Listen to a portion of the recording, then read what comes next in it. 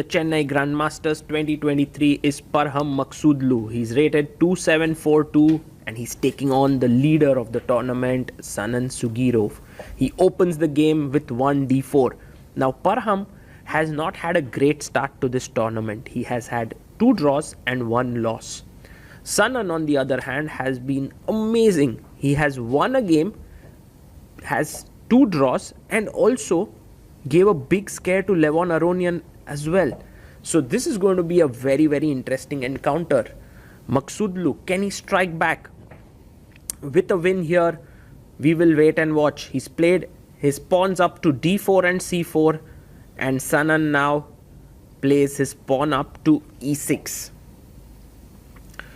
Are we going to see the Queen's Gambit declined here? Knight comes out to f3, and Sanan now pushes his pawn to d5. Yes, this is the Queen's Gambit declined territory. g3 leads to the Catalan, but I think Parham plays his knight out to c3. And we have the Ragozin on the board with bishop b4. Ooh, this is going to be interesting because Ragozin is like this mixture of Queen's Gambit declined and Nimzo Indian. He takes the pawn on d5. And also there's so much theory in this opening. How can a top player like Parham outwit his opponent who's also a 2700 GM? Bishop f4 played. He plays this line which is gaining popularity and prominence, putting the bishop out to f4. Earlier, people used to prefer putting the bishop on g5. Now, look at this. Sanan has moved the same piece twice in the opening, but with that, he pinned here. And now he brings his knight out to c6, controlling the e5 square. Parham continues his development with e3. He wants to get his bishop out, then castle it. But here the game takes a drastic turn with g5. This is a typical idea in the Ragozin. You want to start hurling your kingside pawns, and that's because you have this nice control in the center. Bishop g3 played by Parham, and now h5 is the very likely answer to this. Look at the time on the clock for Parham Maghsoodloo, 1:33, and Sanan is down to 1 hour 5 minutes. So clearly Sanan is thinking while Parham is blitzing out his moves. He's now moved to 1:34. That is just phenomenal. He's so well prepared. Generally, when you give up this bishop on g3, by the way, look at Sanan's time. Is he run down to 30 minutes on the clock or what? This is already very, very stressful. He takes the bishop on g3. He's on 39 minutes. So he's taken close to 25 minutes to make this decision. Generally, this is not a good thing for white because you see, you have got doubled pawns here. Also, the e3 pawn is isolated, sort of backward pawn.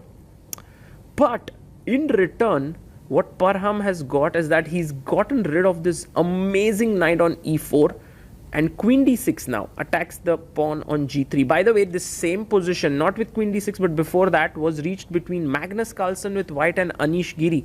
So this line is well known. And look at Parham still blitzing out. 1 hour, 32 minutes. Wow. Insane. And g4 played.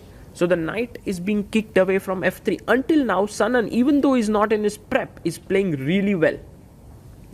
But now Parham goes in with his knight to b5. He's attacking the queen. You notice how the queen, when the king moved, the knight's pin was gone. So the knight moves to b5, attacking the queen. This queen can go back to d8 and e7. These are the 2 good squares here for the black queen. We'll see where the queen goes to here. Sanan thinking hard for his move. So sure where to place his king. Meanwhile, Parham is gone. You know, it's so intimidating when your opponent has a 1 hour time advantage after just 13 moves.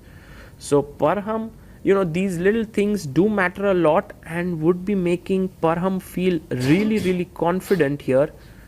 And where should you move the queen is the major question here. I think Sanan gets ready for his move. He plays it to e7. So this is fine. Now, here knight e5 is possible.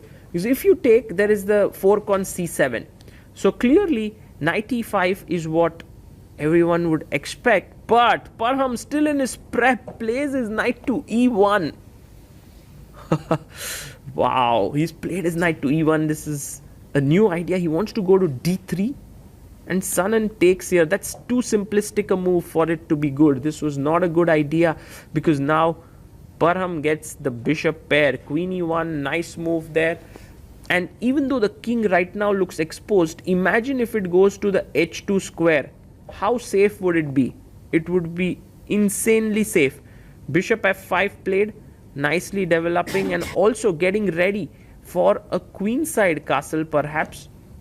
Rook comes to c5, and this time Parham does take around 10 minutes to make this move, and long castle is played. This is risky because at some point a sacrifice can happen on c6 and then you can lose the a7 pawn. But for now, Parham brings his knight back. And what Sanan essentially is saying is that if I can get counterplay on the king side, like with e3 or bring my queen here on the king, I may not have to worry about my king so much. Bishop comes to e4. And this is now very interesting. Parham goes with his bishop to b5 and attacks the knight. Now this knight has to move, but where exactly? Knight b8. That was Sjugirov's idea. The knight is his king's best friend. And now Parham takes on e4. He has a 43-minute time advantage. Queen takes e4 has been played. And now Queen a5 played. There is a mate threatened here and here. There can be a pawn fork, but then bishop a6 check is very, very uncomfortable, and that's the reason why c6 has been played by Sjugirov. He plays his pawn up, but this bishop is not really hanging. You can bring your rook out. That can be an idea. He just snaps the pawn there on a7s. Parham is like, show me your compensation here, Sanan. And Sanan says, I'm bringing my rook in. If I can give a check here and then pick up this pawn, that could mean something. But rook c3, that's a nice move, because after a check, the king will rush away to this safe hideout on h2. Queen goes back to e7. And maybe it's time to double up on the c file. Everything looks pretty well set. He goes king g1. Even before bringing his rook out, he wants to park his king on the h2 square. Rook e6 played here, and he's attacking the e3 pawn. Will you give that up, or what will you do? He goes bishop d3, and his point is, if you play rook takes e3, then there is bishop f5, and already it's kind of uncomfortable. He takes it. He takes the pawn. Sanan says, show me what you've got. And Parham says, I've got nothing really. I'm just going to put my king to safety, bring my rook to f1, attack here. My queen is here, my rook is here. You are all tied up. You are in trouble, my friend. Rook d6 played by Sanan. And Parham, look at him just eyeing the board, trying for some way to get in here. What is White's move going to be now?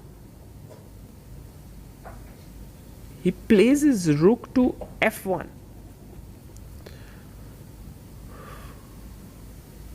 And he sacks here, because already bishop f5 was becoming such a big threat. So Sanan sacrifices an exchange, but Parham quietly takes it. He's unperturbed. The thing is, now he's not just having a positional advantage. Parham has a big material advantage. He's an exchange up, and this is just very easy for a player of his caliber. He brings his queen back to a3, and this is fantastic game here by Parham, first showing great opening prep, then showing some brilliant moves. Rook d2, the way in which he will convert this, I feel, is that he's going to take advantage of the f file. That's where all the weaknesses are. f6 is played, and now the rook comes up to f5, attacking the h pawn. The rook comes to e3, attacking the queen here. And now the queen moves in to d6.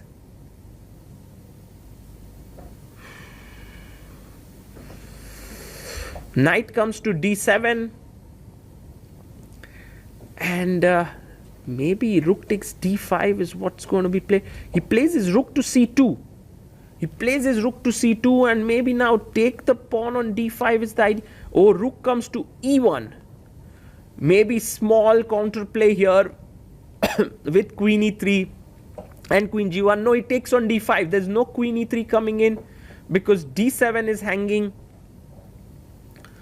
And so this is all but over now. The queen cannot move. The knight moves out to b6 square, attacking the rook on d5, and rook c5 played. Now rook takes c6, pawn takes c6, rook takes c6 is going to be a checkmate that's going to happen on the king side there. And I think Sanan does not have any counterplay here. Parham has played a fantastic game, not given any counterplay to his opponent, and this king on h2 is a great representation of how good the position is. A shake of hands there. Sanan resigns. Parham Maghsoodloo scores his first win of the Chennai Grandmasters 2023. Very important victory there.